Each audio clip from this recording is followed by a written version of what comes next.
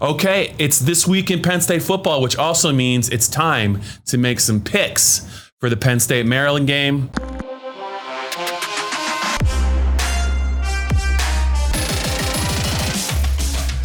Greg Pickel, first of all, before we get to the Penn State pick, Wisconsin head coach Paul Chryst has been bugging me for the last 48 hours. He said, I want some of Greg Pickel after what you did. I don't know if we can call this up anywhere, but Greg, you made a very decisive prediction last week on the Michigan-Wisconsin game. You were not very kind to Wisconsin, and it was the exact opposite. Wisconsin just trounced them. So if you're ever maybe anywhere near the state of Wisconsin, just maybe tiptoe around that place. Yeah, I think I'm going to have to send them a fruit basket or something. That was pretty, I was pretty excited to watch that game. Yeah. I felt pretty good about Michigan's chances, and boy, I couldn't have been more wrong. That was as ugly as it gets, Bob. It was over the second that Michigan fumbled in the red zone, and they just never recovered.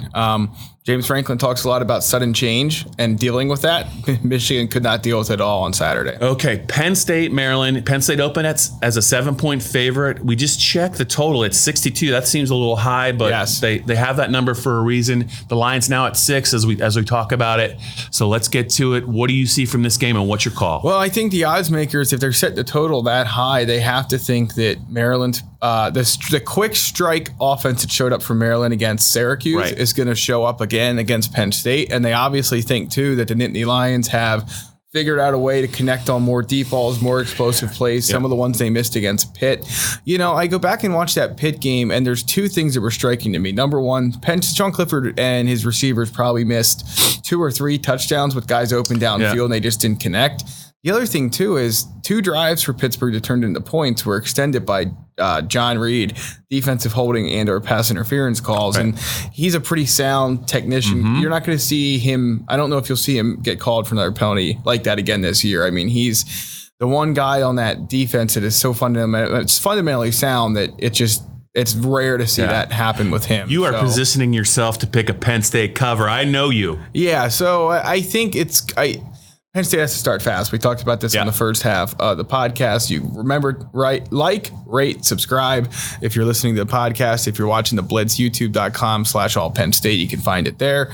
This is picks and predictions. My pick for Penn State, Maryland is 34-24 Lions. I think they do get 7 to 10 points in the first quarter and don't have that Buffalo-like start where you're thinking to yourself, is this upset really going to happen?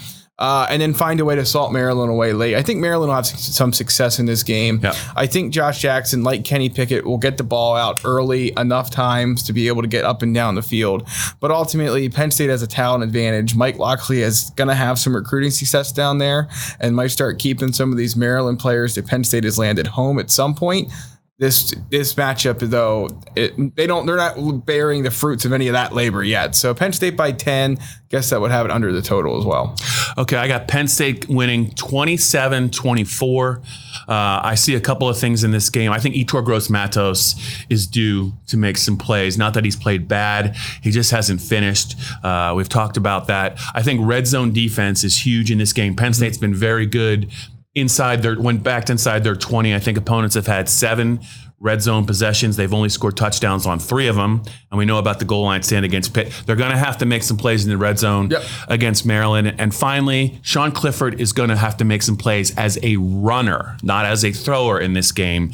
At the mesh point, he has been reluctant to keep the ball. Either that or he's been instructed to keep the ball. There are plays to be made outside. The defense is flying towards the running back. He needs to keep it a couple times. I think that'll open up the running game. I got it. Penn State 27. I think I had this right. Penn State 27, Maryland 24. So 2 unders. I like it.